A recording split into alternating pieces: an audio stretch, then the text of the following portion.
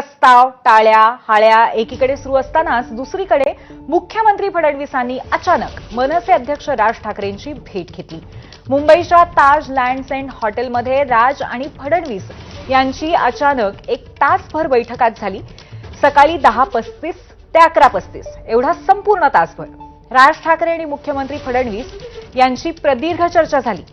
आगामी महानगरपालिका निवडणुकांसाठी ठाकरे बंधूंच्या राजकीय मनोमिलनाची चर्चा रंगत आली होती।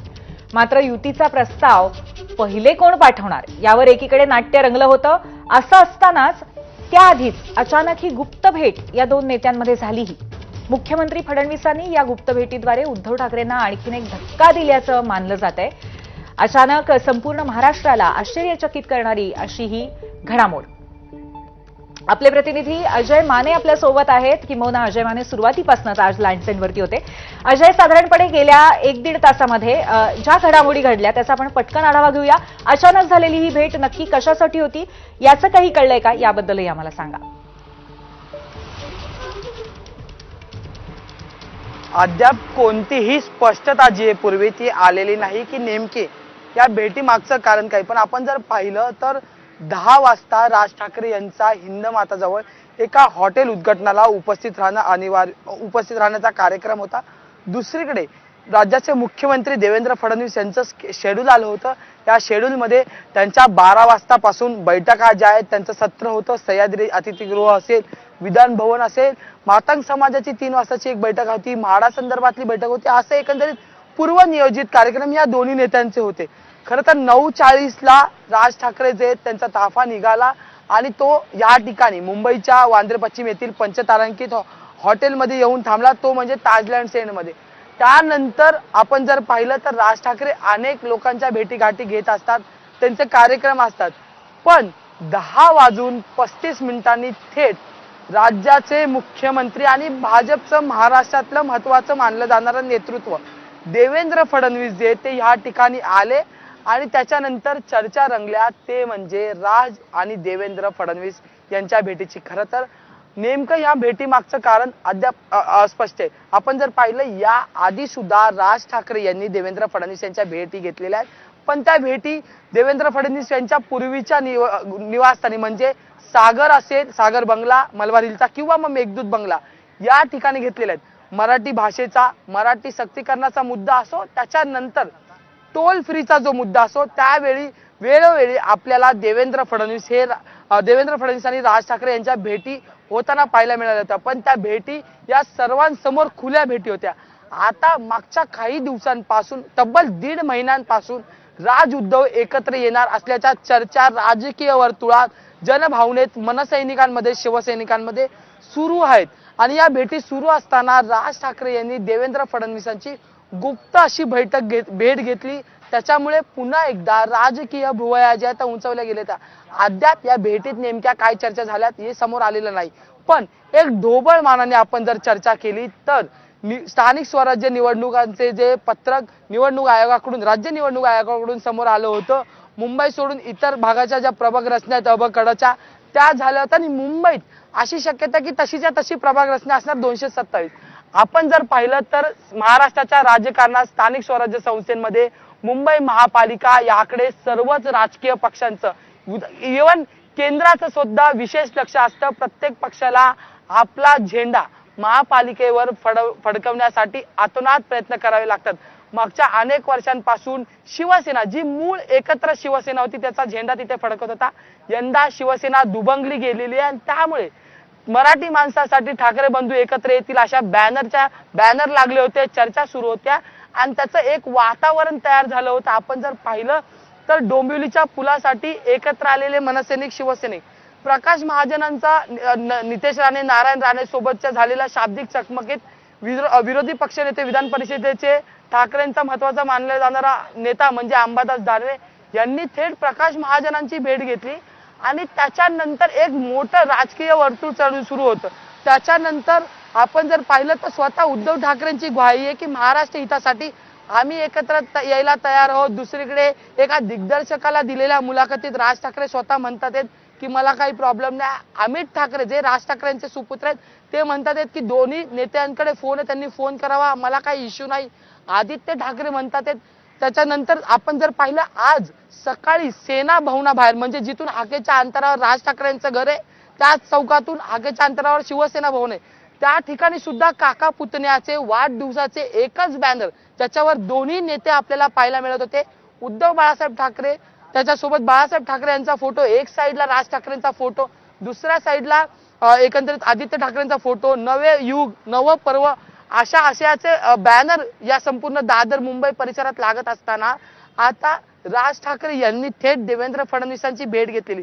या भेटी मागचं कुठलंही पूर्वनियोजन नसताना किंवा मग ही गुप्त भेट झाली. मग या भेटीत खरं तर चर्चा काय झाली आपण जर पाहिलं 2024च्या लोकसभेत राज ठाकरेंनी शिवतीर्थावर येऊन म्हणजे शिवाजी पार्क या मैदानात भर सभेत पंतप्रधान नरेंद्र मोदी यांना बिनशर्त पाठिंबा दिला पण तो विधानसभेला काढून घेतला. आता पुन्हा एकदा राज ठाकरे महापालिकेच्या निवडणुका असतील, स्थानिक स्वराज्य संस्थेच्या निवडणुका असतील तेव्हा मग काय देवेंद्र फडणवीसांना पुन्हा एकदा बिनशर्त पाठिंबा देणार का हा नवा प्रश्न आहे. यात पुढे जाऊन आपण जर पाहिलं तर मागच्या अनेक दिवसांपासून जनमानसाची भावना तयार झाली होती. शिवसैनिकांमध्ये मनसैनिकांमध्ये भावना तयार झाली होती की राज उद्धव जे आहेत ते एकत्र येणार. पण तशा चर्चा सुरू असताना आता या भेटी झालेल्या त्यामुळे आता या शिवसैनिकांचा हिरमोड होणार का, या मनसैनिकांचं नेमकं काय होणार हा सुद्धा नवा प्रश्न आहे.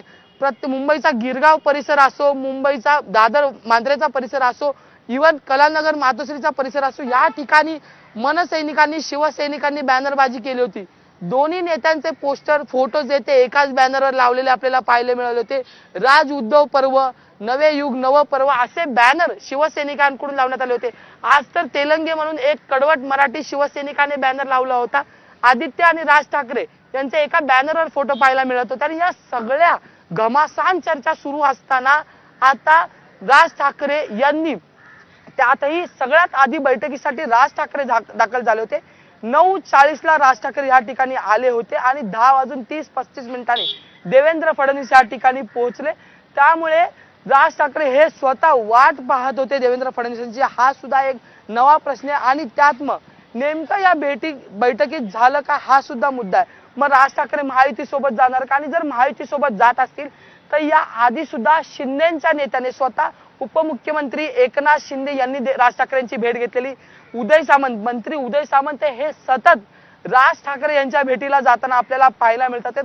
मग त्यांच्यासोबत ही भेट जी ती फिसकटली होती का, या सगळ्या नव्या तर्कवितर्क आहेत. आणि जर राज ठाकरे मनसे हा पक्ष महायुती सोबत आगामी स्थानिक स्वराज्यांच्या निवडणुका असतील किंवा मुंबई महापालिकेच्या निवडणुका असतील जर सोबत गेला तर खरं तर महायुतीचं बलाढ्य वाढेलच नक्कीच. पण मग वाटाघाटीचं काय, खरं तर राज उद्धव एकत्र आले असते म्हणजे मनसे आणि शिवसेना एकत्र आली असती तर एक मोठं नेतृत्व तयार झालं असतं. जनभावना तयार झाली होती असे एकंदरीत चर्चा होत्या. अनेक लोकांसोबत आपण सुद्धा माझाच्या मार्फत अनेक लोकांच्या प्रतिक्रिया जाणून घेत होतो. अनेक लोकांना मराठी माणसांसाठी ही नेतृत्व एकत्र यावं अशा चर्चा सुरू होत्या. आणि त्याच्यानंतर आता पुन्हा एकदा राज ठाकरे यांची ही भूमिका, त्यामुळे राज ठाकरेंना या भूमिकेतून नेमका काय संदेश द्यायचा. दुसरं आपण जर पाहिलं तर राज उद्धवच्या चर्चा सुरू असताना मग राज ठाकरे यांनी आपल्याकडे एकही नगरसेवक नसताना आपलं वजन या चर्चेमध्ये वाढवलंय का हा महत्वाचा प्रश्न आहे.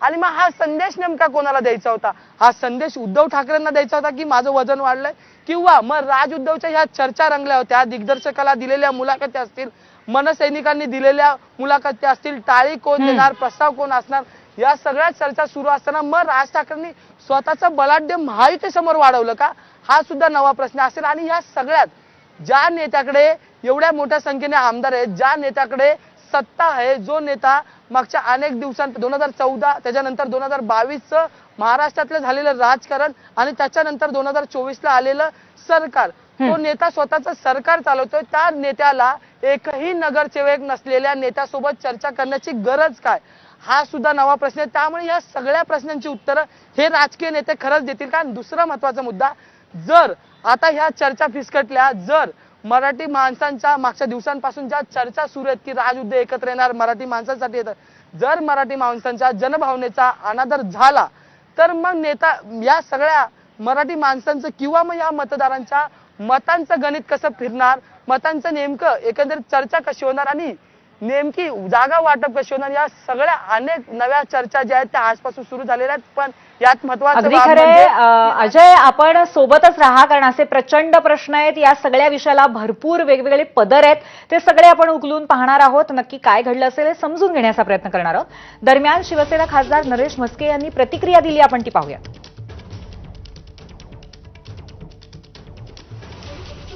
ठाकरे एकत्र येणार जी चर्चा सुरू आहे आणि राजसाहेबांना ज्यांनी अटी टाकलेल्या आहेत, याला भेटू नका,